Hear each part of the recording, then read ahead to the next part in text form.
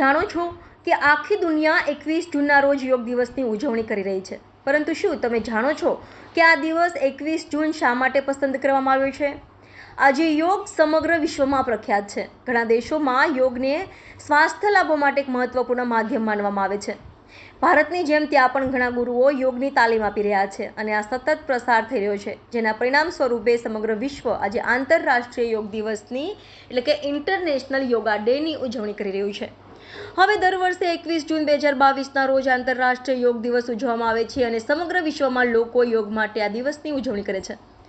ભારતના કારણે જ યોગને આટલું સન્માન મળ્યું છે અને 2015થી 21મી જૂને આંતરરાષ્ટ્રીય યોગ દિવસની ઉજવણી કરવામાં આવી ત્યારે વડોદરા શહેર પ્રથમ રેસિડેન્સી ખાતે આંતરરાષ્ટ્રીય યોગ દિવસ પહેલા આજે યોગા કરવામાં આવ્યા હતા, જેમાં ગુજરાત રાજ્ય યોગ બોર્ડ દ્વારા સોસાયટીની મહિલાઓને international day of yoga limited આજે યોગા કરવામાં આવ્યા હતા, જેમાં 100થી વધુ મહિલાઓએ યોગા કર્યા હતા. અને આ યોગ આપણી પ્રાચીન પરંપરાગત અમૂલ્ય ભેટ છે. યોગ એ મન અને શરીરની એકતા, વિચાર અને ક્રિયા, સંયમ અને સિદ્ધિ અને માણસ અને પ્રકૃતિ વચ્ચેના સંવાદિતાનું મૂર્ત સ્વરૂપ છે. તે આરોગ્ય અને સુખાકારી માટે એક સર્વગ્રાહી અભિગમ છે. યોગ એ માત્ર વ્યાયામ નથી, પરંતુ પોતાની જાત સાથે અને વિશ્વ અને પ્રકૃતિ સાથે સુમેળ સાધવાનું સાધન છે.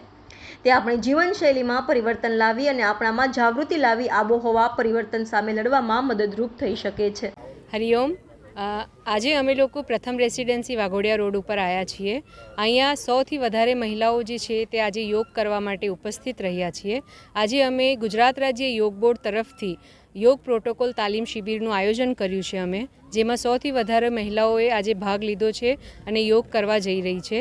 ગૃહિણીઓ છે બધી, અને ગૃહિણીઓને શારીરિક સ્વાસ્થ્યની સાથે સાથે માનસિક સ્વાસ્થ્ય પણ ખૂબ જ જરૂરી હોય છે. એ માનસિક સ્વાસ્થ્ય જો ગૃહિણીઓનું સારું ના હોય તો આખા ઘરમાં જે છે તે પ્રોબ્લેમ્સ થાય છે. જો ગૃહિણી એક સ્વસ્થ હોય છે શારીરિક અને માનસિક રીતે, તો ઘરના બધા જ સદસ્યો એકદમ સ્વસ્થ હોય છે.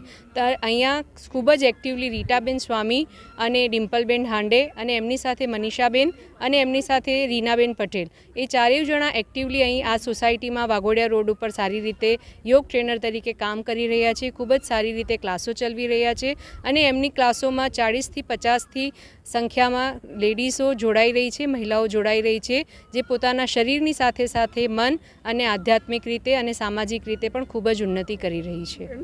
ભાગદોડભરી જિંદગી છે, મહિલાઓને અને યુવાનોને શું મેસેજ આપવા માંગશો? ભાગદોડભરી જિંદગીમાં શરીરની સાથે સાથે તમારે મનને પણ સ્વાસ્થ્યનું એટલું જ ધ્યાન રાખવાનું છે અને યોગની સાથે સાથે તમે શરીર, મન અને સામાજિક દ્રષ્ટિએ અને આધ્યાત્મિક દ્રષ્ટિએ તમે તમારી ઉન્નતિને તરફ આગળ વધતા જાઓ છો. ગુજરાત રાજ્ય યોગ બોર્ડ તરફથી એક પહેલ કરવામાં આવી છે, હર ઘર યોગ, જે કરીને જો તમે બહાર જઈ ના શકતા હોય તો તમારી સોસાયટીઓમાં જ અમે લોકો યોગ ટ્રેનરો, યોગ શિક્ષકો આવે છે અને યોગ કરાવે છે, જેથી તમે માનસિક રીતે સ્વસ્થ થાઓ. જો તમે માનસિક રીતે સ્વસ્થ હશો તો તમને શારીરિક કોઈ પણ બીમારીઓ આવવાનો ચાન્સ જ ના રહે. હું ડૉક્ટર ઋષિકા વંજાની, ગુજરાત રાજ્ય યોગ બોર્ડ તરફથી હું એઝ અ સિનિયર યોગ કોચ અને સોશિયલ મીડિયા કન્વીનિયર તરીકે કામ કરું.